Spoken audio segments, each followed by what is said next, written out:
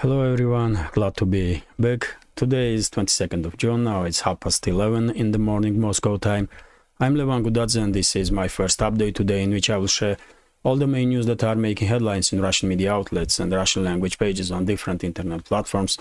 Second update will be a little bit late in the afternoon on my Patreon page, in which I will share additional news that will be reported by Russian media, and also I will try to make video footage just about life, everyday life in Russia. Here in this case, here in Vladikavkaz, North Ossetia, Alania, where I am guesting for summertime, and I will share that video footage.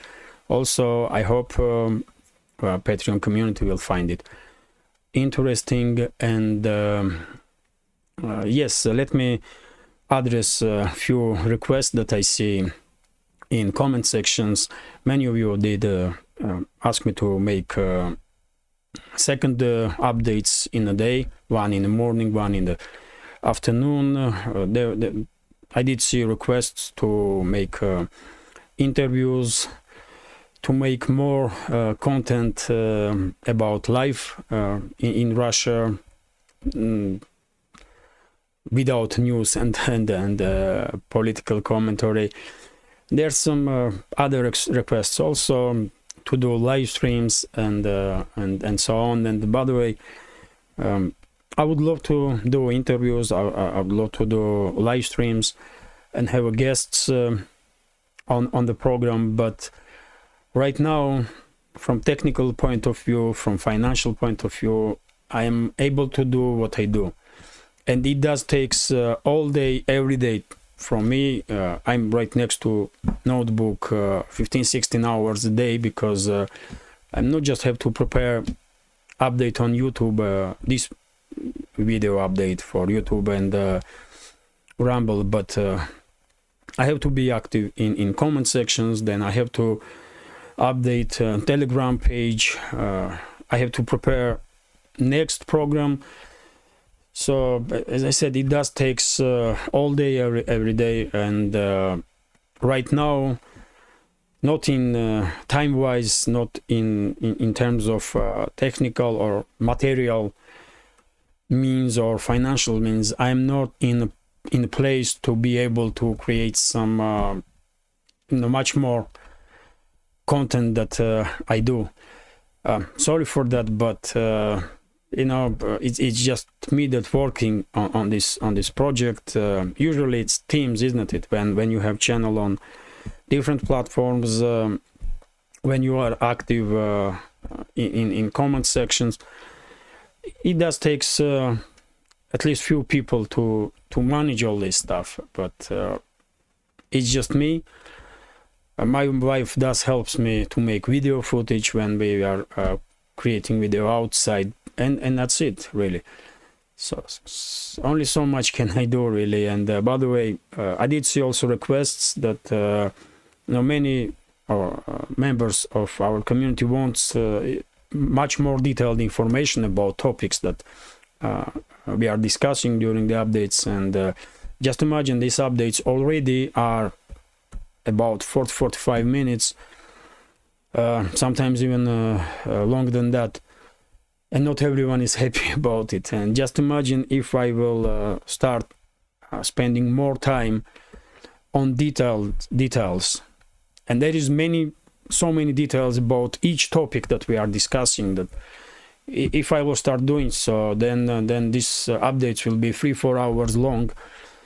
And I don't think it will work, to be honest. So what I'm trying to do now is to give you good understanding, to give you a short or quick summary of main topics that are discussed in Russian media, that are relevant in Russia, in Russian society, so that you have a good enough understanding of current situation and current point of view from Russia.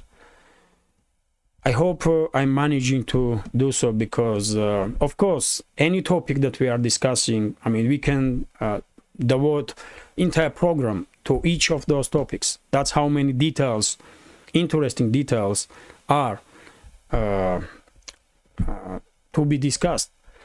but then yet again it will take too much time, really. Maybe in the future I will have opportunity to do separate programs on daily or weekly basis and discuss one or two topics specifically with much more detailed information, but yet again that's in the future. But right now, as I said, I try my best to create as informative update as possible. So sorry if not everyone is happy, but whenever I will have opportunity to do more content, I will definitely do it, and I'm all for that. I hope there will be a day when I will have equipment and I will have opportunity to do interviews, because during my years in journalism, I was quite good, to be honest, in interviews, specifically in interviews. So that's been said, I hope I did address some requests that I see almost on daily basis in comment sections. Now let's talk about news, and I will start with breaking news from this morning, according to which Zelensky's regime did launch missiles in direction of bridges that are connecting Crimea with Kherson and Zaporozhye regions. Let me show you on the map this area. So if we zoom in, this is, by the way, area that we are talking about on the eastern part, of this land bridge between Crimea and Kherson and Zaporozhye regions. And if we zoom in, we can see two bridges. One, as I understand, was out of order, and the second one was in active use. And as a result of these missile strikes from our Ukrainian side, bridge was quite significantly damaged. I did share on my Telegram channel this photo confirmations of damaged bridge. And of course, bridge itself, both bridges are still standing, and they will probably be used in very short time, but still it will take at least a day or two to restore damage that was done, at least to do something temporarily to reopen these bridges. And by the way, when I see this information, I was thinking, what is tactical or strategic meaning behind this strike? And the first thing that came to my mind was that maybe Washington and London denied Zelensky's regime to postpone this operational pause that has been established on the Zaporozhye sector of the front line in this so-called counteroffensive that Kiev is conducting last 3 weeks. And if that's the case, if Washington and London, if Zelensky and his generals or his associates had talks with their masters in US and UK, and if they receive order to continue this counteroffensive, then this kind of strike on these bridges does make some sense, because I guess if Washington and London demanding continuation of the offensive operations, then we will see in coming days, we will see renewed offensive operations from Ukrainian side, not just on Zaporozhye sector of the front line, but also in Kherson region. And if that's the case, then I guess Ukrainian forces will try to cross Dnieper River in mass and breach first line of defense, which they may be able to do so, because as you know, after Zelensky's regime destroyed the Kakhovka hydroelectric power plant, after they destroyed Kakhovka hydroelectric power plant, water level did drop significantly. First of all, there was flooding because water from Kakhovka water reservoir did flood both banks of the Dnieper, especially left bank of the Dnieper river, which is controlled by Russian forces, and the first line of defense of Russian side ended up underwater, so was significantly damaged. And then now Kakhovka reservoir, water reservoir, is almost empty. Water level in the Dnieper river did drop significantly, and theoretically it's quite possible to cross the Dnieper in mass and breach first line of Russian defense, which was significantly damaged during the flooding. But yet again, second line of Russian defense is standing strong, and third line, and so on. So even if Zelensky's regime will conduct offensive operations in Kherson region, which I predict they will do in coming days, then I guess Ukrainian forces will find themselves in Kherson region, right next to second line of defense, in very same, if they will even be able to breach first line of defense, they will find themselves in very same situation that Ukrainian brigades did end up in Zaporozhye sector of the front line, when thousands and thousands of Ukrainian forces did lost life and health, and hundreds of military equipment of Ukrainian brigades were destroyed, including Western-made battle tanks, armored personnel carriers, and so on. So this will be this operation, if Zelensky will give such order, or Zaluzhny or whoever, to Ukrainian forces to cross the Dnieper in mass and attack Russian side in Kherson region. I guess this operation also will be suicidal, like it was and it is in Zaporozhye region. But yet again, that's my reading of big picture. I'm not military expert and I can be mistaken, but when I see this information this morning that Zelensky's regime did strike these bridges, that was the first thing what come up to my mind, that Washington and London denied Zelensky's regime to prolong or postpone operational pause in this so-called counteroffensive. And in that case, it's logical to think that in coming days, then we will see activization of Ukrainian forces, not just in Zaporozhye region, but also in Kherson region. And by the way, during this missile strike on bridges, there was no cars, thankfully, on the bridge, and there is no reports about casualties, which is good. And by the way, this information is actually continuation of previous one. TASS news agency is reporting that Ukrainian forces did strike Melitopol with long-range missiles also, and in this case Russian air defense systems did work actively, and as I understand, majority of Ukrainian missiles were shut down. Maybe all. There is not detailed information for this moment. Not about quantity of missiles that was launched by Ukrainian side, not about how many was shut down, and there is no information about casualties or damage on the ground also.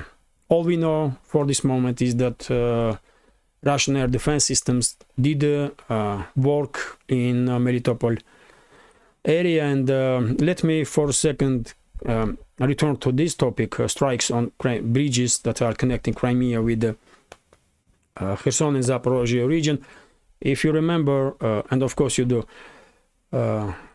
just a few days ago, head of Russian Defense Ministry, Shoigu, did make statement that Kiev is planning to strike Crimea and to strike deep inside Russian territory with Storm Shadow cruise missiles that was delivered to Ukrainian side by United Kingdom, and with HIMARS long-range missiles that was delivered to Ukraine by USA. And Shoigu in that statement said that this kind of activity from Ukrainian side will be factual proof that UK, or will be received by Russian side as factual proof that UK and US are directly involved in this conflict or openly involved in this conflict. And Shoigu also said that in case if Storm Shadow missiles and HIMARS missiles will be used to strike Crimea or deep inside Russian territory outside of zone of special military operation, basically, then Moscow will strike decision-making centers of Kiev regime. I did report about this statement of Shoigu in previous updates, and I guess now it's time to see how serious Shoigu's statement was, because it's only a few days since that statement and Ukrainian side did strike Crimea. Let's see if Moscow will react accordingly to its own statements when it comes to crossings of red lines. Me personally, I don't know how Moscow will react, to be honest, but I do understand that if there will be no significant retaliatory measures or steps from Russian side, then I guess Ukrainian side or Western elites will never ever take seriously any statement from Russian side, because only so many red lines can be crossed with impunity. Only so many red lines can be crossed with the impunity, and only so many statements about retaliatory measures can be made without subsequent actions, you know. But yet again, let's wait and see. Maybe this time Moscow will react as it stated, and in that case we will probably see strikes on decision-making centers of Zelensky's regime. But to be honest, I have some doubts about it, unfortunately, because, as I said, only so many red lines can be crossed, and only so many statements and warnings can be made without following subsequent steps. Let me continue now, and this is RIA Novosti's report, according to which Kiev is planning provocation in Kherson region with the use of chlorine. Well, very serious information, and once again, if Ukrainian side is working with chlorine reservoirs in Kherson region, then this may have something to do with the possible offensive operations of Ukrainian forces in Kherson region, which I just spoke about. Maybe during the mass crossing of the Dnieper River, Ukrainian forces will use chlorine. Maybe. Or maybe they will drop some reservoirs with chlorine on the left bank of the Kherson region before they will conduct mass crossing of the Dnieper River. I don't know. But RIA Novosti, which is one of the major news agencies in Russian Federation, are reporting that, according to information that agency is receiving from Kherson region that are controlled by Ukrainian forces, Zelensky's regime is actively working with chlorine reservoirs and preparing some provocations. So let's wait and see. Very significant information, and I hope Russian side is well prepared for any possible scenario, and that includes deliveries to Russian forces all the necessary gear to be active, to work in conditions when some chemical substances have been used, gas masks and so on.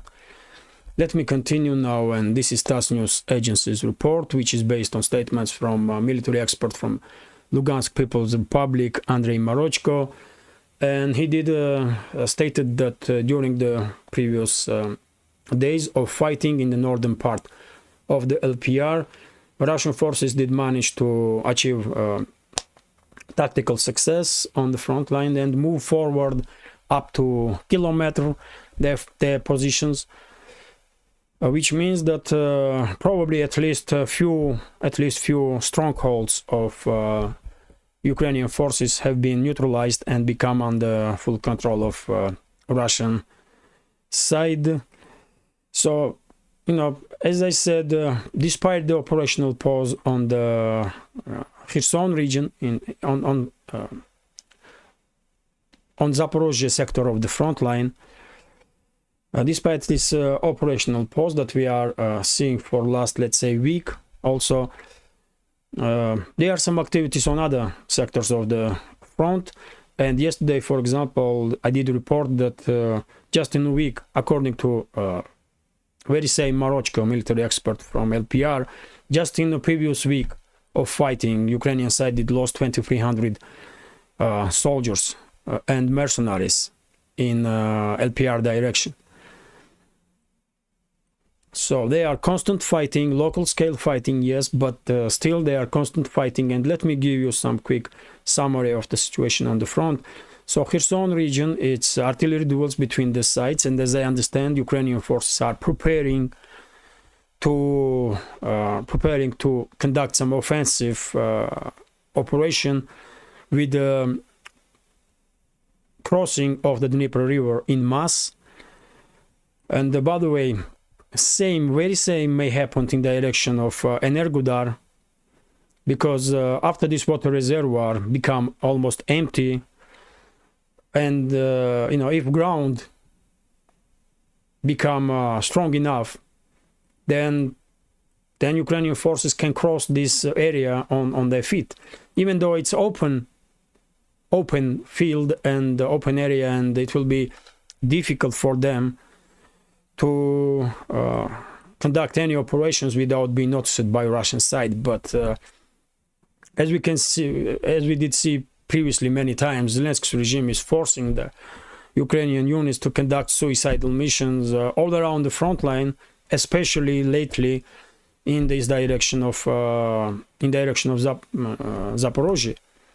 So it will be nothing new that Kiev will force Ukrainian soldiers to conduct some suicidal operations. And yes, when it comes to Zaporozhye region, it's operational pause. There are some local scale close range battles and fights and artillery duels, constant artillery duels between the sides, but nothing in the scale of first stage of this so-called counteroffensive of Ukrainian side, when large armored columns of Ukrainian forces were trying to attack Russian defense lines in the Russian strongholds up front.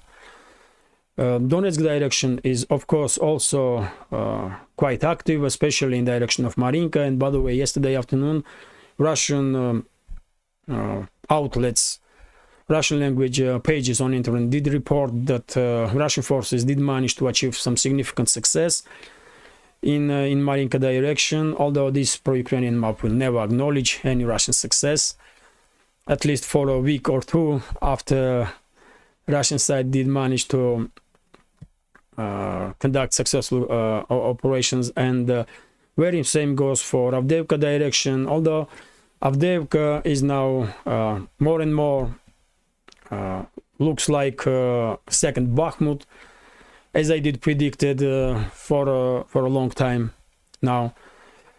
And Ukrainian forces, Zelensky's regime is still sending more and more units in the direction of Avdiivka, and the Russian side are acting exactly as they were acting in Artyomovsk or Bakhmut direction. Only difference is that in Bakhmut direction there was PMC Wagner units. Here it's Russian armed forces. But Avdiivka itself now it's playing this role of trap, kind of magnet for Ukrainian forces, and they have been pouring by Zelensky's regime, and Russian side is taking out those units one by one And it's seems like, as I said many times before, Zelensky's regime did not learn nothing from history of Bakhmut or Artyomovsk. When it comes to Artyomovsk itself, Ukrainian forces in this area definitely run out of steam, and it's Russian side now that are conducting some local scale offensive operations, but nothing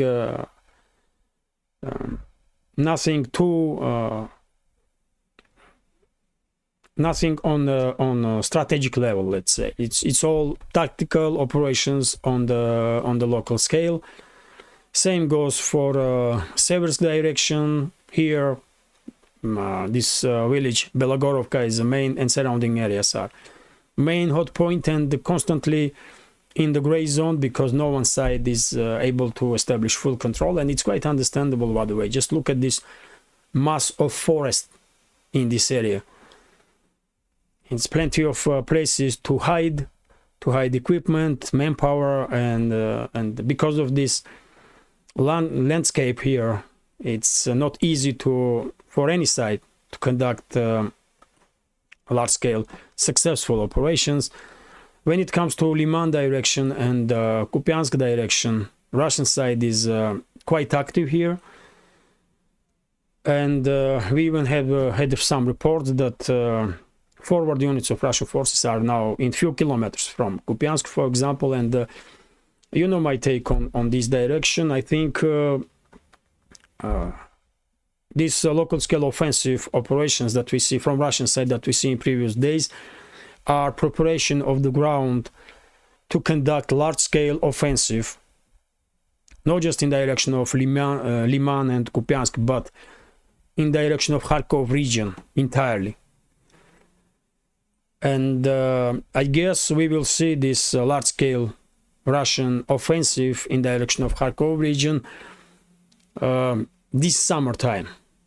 It's hard to say when exactly, because I'm not in general staff of Russian armed forces, but I do see many indicators that Russian side is preparing offensive in Kharkov direction to make sure that bordering regions of Russian Federation with Ukraine are safe and secure, and there is no shellings from Ukrainian side. So I guess during the summertime we will see some significant activization of Russian forces in Kharkov direction, and maybe even large-scale counteroffensive. Let me continue now, and this is RIA Novosti's report about statements that Putin made during his meeting with graduates of Russian military academies, military institutions, universities. He did make quite serious statements during his meeting. This happened yesterday afternoon, and on my Telegram channel I did share main points from that statements. Let me find it here. That's it. So let me give you a quick summary of statements that Russian President Putin did made. So he said that armed forces of Ukraine did suffer very heavy losses in personnel and in this counteroffensive that has been taken place in Zaporozhye direction. He did not mention number, but we all know that according to Russian side at least, Zelensky's regime lost up to 10,000 soldiers in Zaporozhye sector of the front during this so-called counteroffensive, killed and wounded. So it's more than 2 brigades, by the way. It's 3 brigades at least, if we are accumulating total losses on that sector of the front when it comes to manpower and military equipment. Putin also said that now Zelensky's regime is trying to create some additional new units from other units that were destroyed during this counteroffensive. That's how desperate Ukrainian side is. They are not reinforcing those units, but they are dismantling those units that had huge casualties during the initial stage of operations, and they are creating some new formations with 3, 4, 5 destroyed battalions and so on. And that's one more confirmation that Zelensky's regime is lacking manpower in extreme ways. They don't have enough manpower. And I was saying this for I don't know how many months now, because there was too many indicators that Zelensky's regime has huge issue, huge problem when it comes to manpower. Let me continue. So, but at the same time, Putin did said that Ukrainian side did not exhausted yet its offensive potential. So, yes, Putin is absolutely right. In my reading of the big picture, Zelensky's regime still has about 50-60, at least 50-60 more or less battle-ready military personnel. That's, you can say 15 to 18 maybe brigades.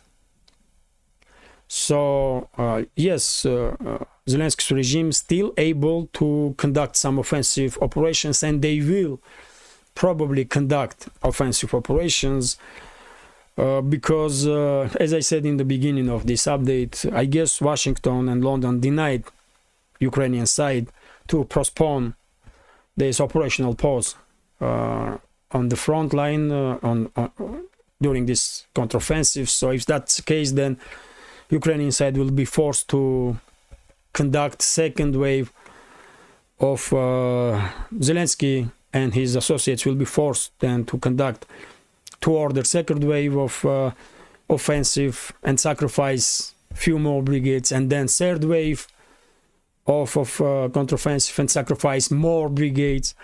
And this will continue until Zelensky's regime will lose all its operational reserve. That's how it's gonna be.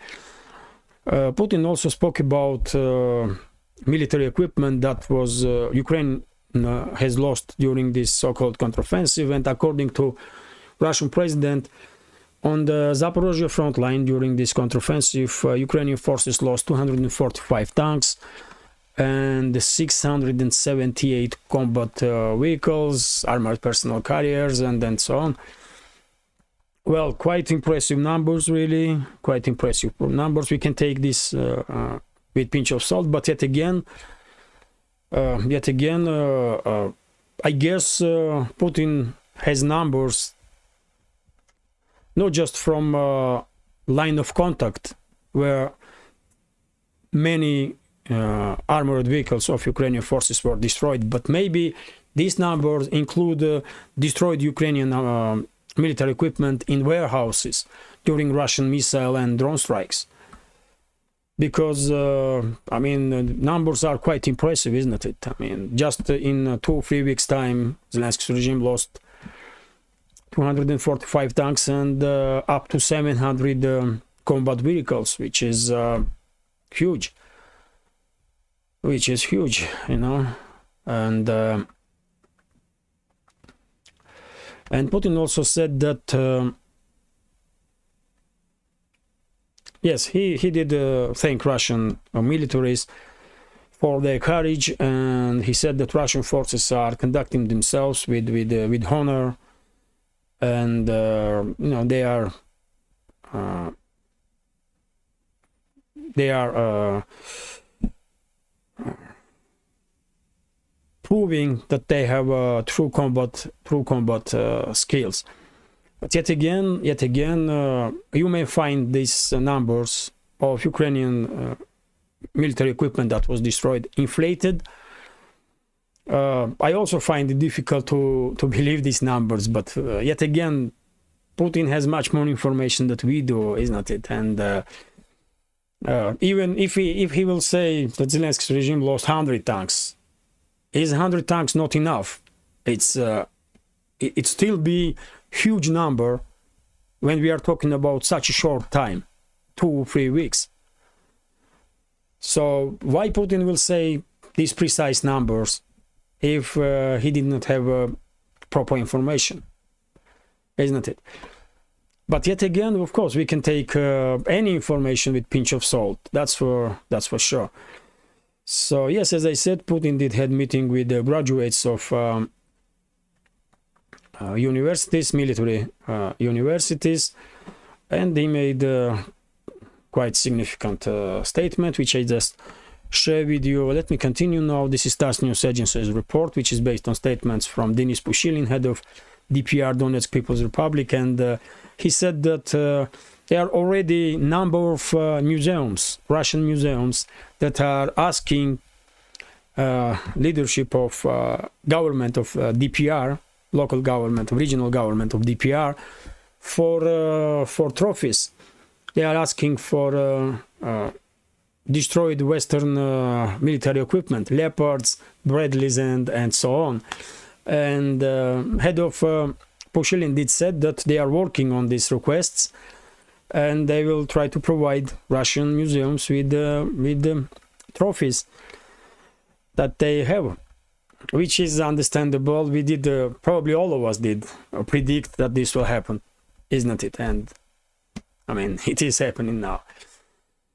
So this is next news is from RIA Novosti's news agency, according to which all Russian new frigates will have in its inventory Zircon hypersonic missiles.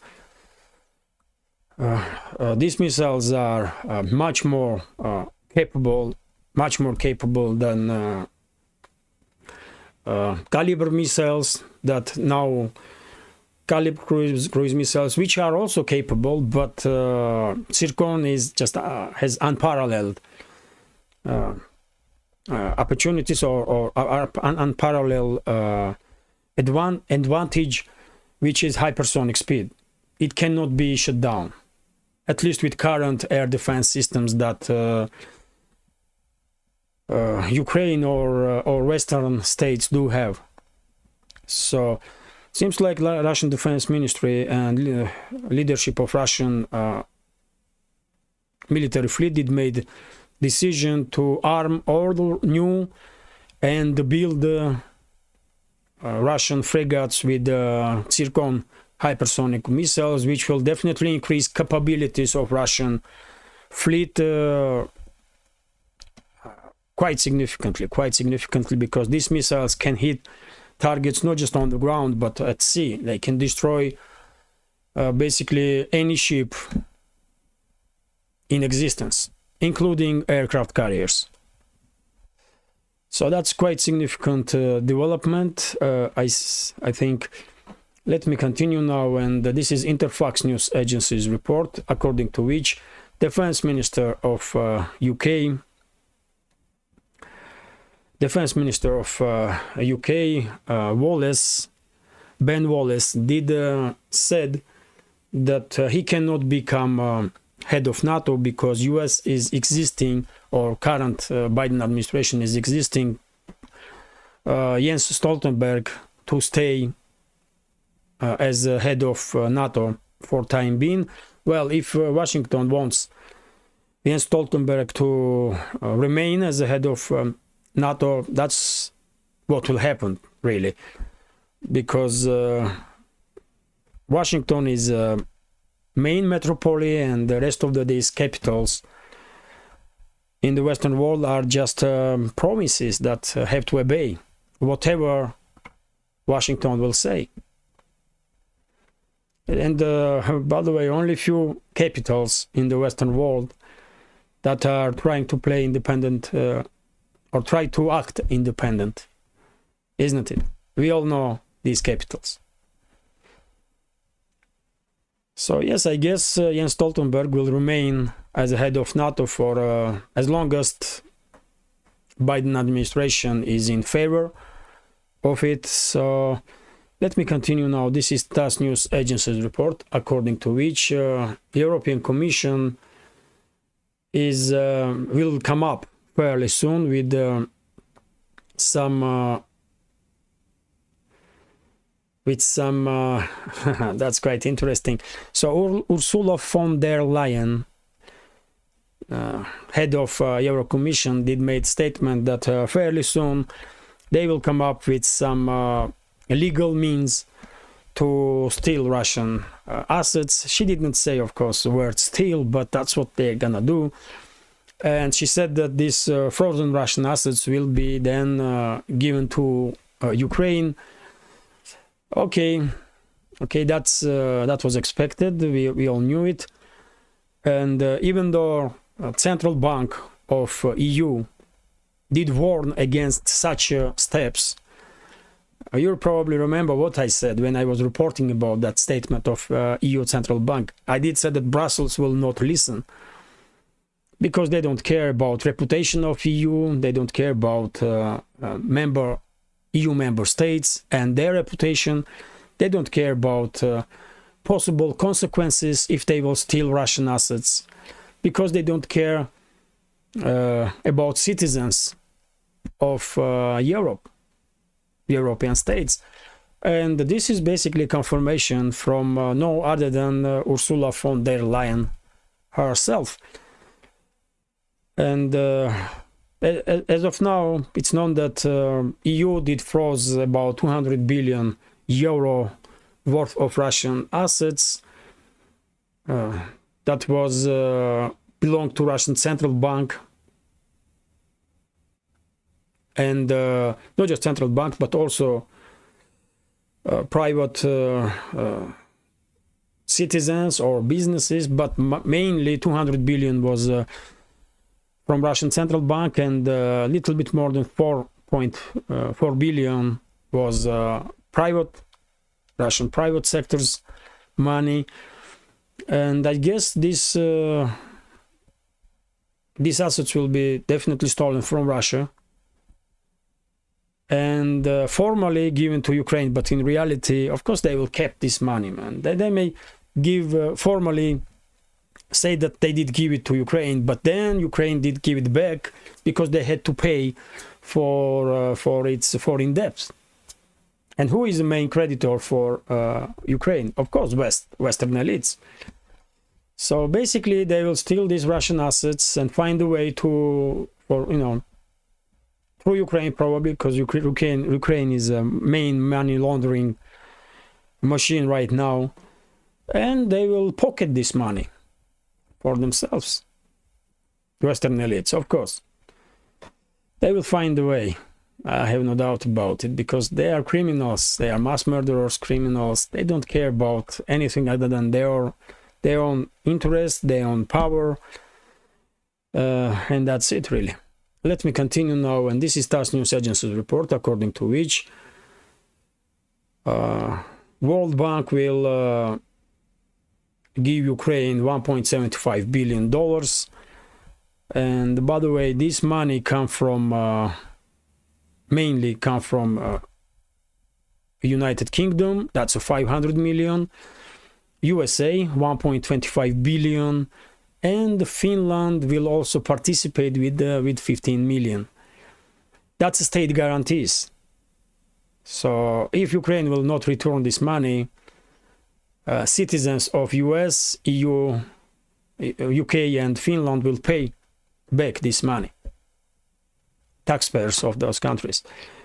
And well, yet again, no surprises, because just yesterday or day before I did report that EU wants to give Ukraine another 50 billion euros. And who gonna pay for those money? Who gonna pay for those credits? Of course, yet again, EU taxpayers. But as long as the citizens of EU member states are cool with this, majority at least, this craziness, this madness will continue for sure. I do understand that well-informed citizens of EU member states are probably very angry when they see what is happening, because they do realize that it's them and next generations that will pay for this madness that's happening because of Brussels bureaucracy or Western elites in general. But they are very few. Majority of citizens in EU member states are just passive observers of situation. And as long as this is the case, then nothing will change, I guess, in behavior of Western elites. Let me continue now, and this is TASS News Agency's report about article in Bloomberg, according to which and we are now seeing some internal conflict in EU bureaucracy, because as I just mentioned,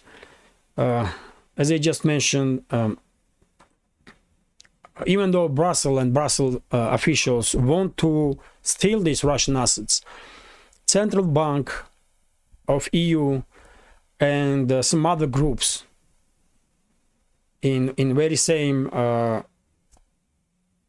Western elites do understand perfectly well that if they will steal money from Russia, if they will steal these frozen assets, no matter what they gonna call it and how they gonna formalize this stealing, it will play a crucial role in relationships between EU member states and the world.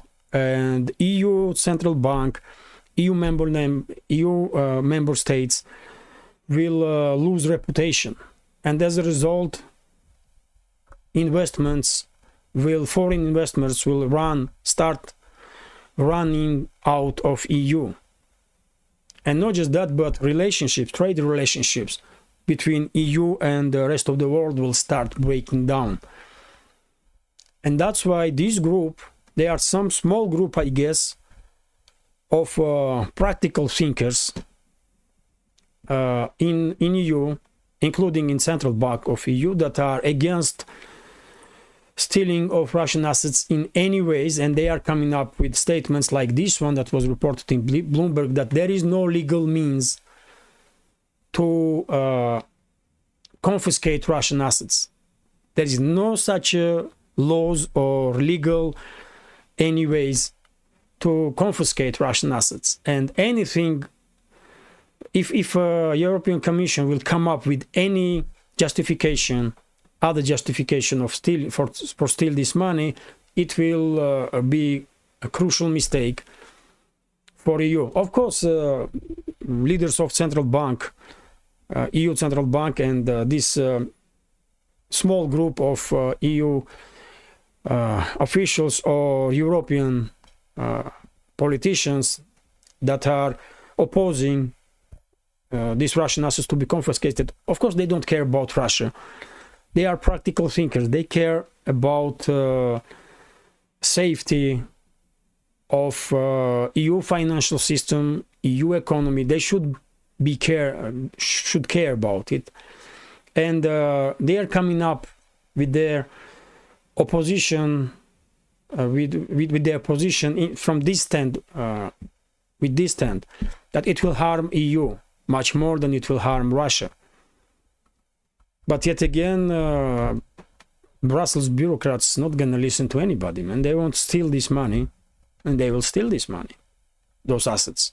It's not just money, man. It's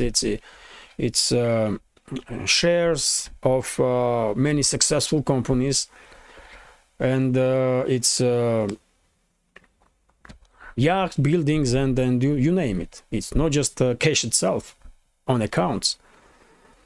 Let me continue now, and this is RIA Novosti's report, according to which Russian side did deliver to Syria and Turkey its proposal, its a peace road or roadmap,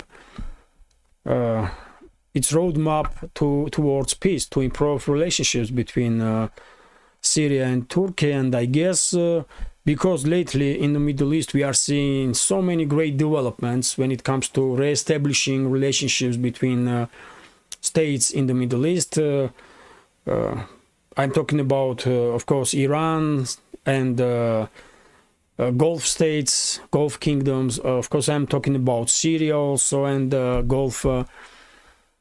Persian Gulf kingdoms, and because of so many great developments in that region, there is some hope, of course, that Turkey and Syria will also find a way to re-establish good, friendly relationships. It's not gonna be easy, of course, but it's a possibility, I guess, and maybe Russian roadmap will be useful, helpful with it. I think so. So great news, really.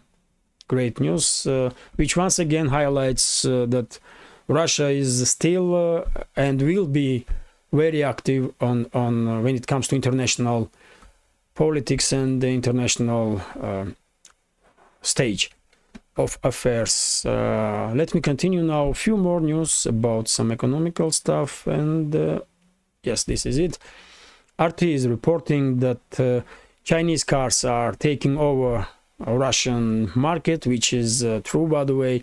I can see with my own eyes that more and more Chinese cars are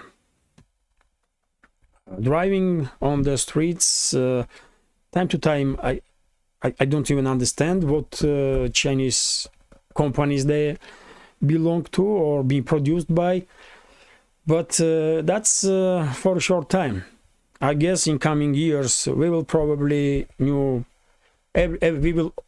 everyone in Russia will probably know these names of these Chinese car manufacturers, like we knew BMW, Mercedes, I don't know, Jaguar, Aston Martin, or let's say Japanese car manufacturers like Toyota, Nissan, and I guess yes, Chinese car manufacturers are becoming major players on Russian market. And well, all good. Why not? European, Japanese, South Korean car manufacturers made decision to left Russian market. They are losing billions now, and Chinese manufacturers are receiving those billions. So it's all good because Russian citizens still have a choice. And there's some competition on the market, which will supposed to bring down prices a little bit, at least. So yes, I mean, of course, it will be good if other car manufacturers also be active or play active role on car market, because more competition is better. But it is what it is. And Chinese companies definitely are, using this opportunity in 100%, and they are now, and they will probably become major players, not just in car market, but on many other directions also, because China is producing everything, just everything, you name it, China is producing it. So this is gonna be last news for today's update. Great news for Georgia and also Russia. RT is reporting that Georgia Republic in Southern Caucasus region did surpass Italy when it comes to wine exports in Russia, which is great news. And as I understand, only Spain exports in Russia more wine now. And Georgia is second, which is great news for Georgian wine manufacturing companies and for Georgian economy, and it is also great for Russian economy and Russian consumers, because Georgian wine was always very popular in Russia. In former Soviet Union republics, Georgia was one of the main wine producer republics. And because relationships between Russia and Georgia are improving step by step, Georgia is receiving some additional opportunities to establish itself on Russian markets. Georgian companies are receiving these additional opportunities, and they are definitely using these opportunities as they should. And that's why they are managing to achieve some quite significant success, which is great, which is definitely great. So yes, this is it for now. By the way, yesterday one of the members of our community did asked me to show location of Vladikavkaz, where I am guesting right now. And by the way, this is Caucasus region here, all this area between Caspian Sea and Black Sea. So this is Caucasus region, and this is South Caucasus region, this area here. Just a second. So this area here is South Caucasus region, and Georgia, by the way, is part of South Caucasus region. I just spoke about Georgia, and when it comes to Vladikavkaz, it's northern part of Caucasus region. This area here, it's northern part of Caucasus region, and Vladikavkaz and North Ossetia Alania is right in the middle of northern Caucasus region, and Vladikavkaz itself is here. That's Vladikavkaz. So yes, I did promise that I will show on the map where Vladikavkaz is, and I did kept my promise. So yes, this is it for now.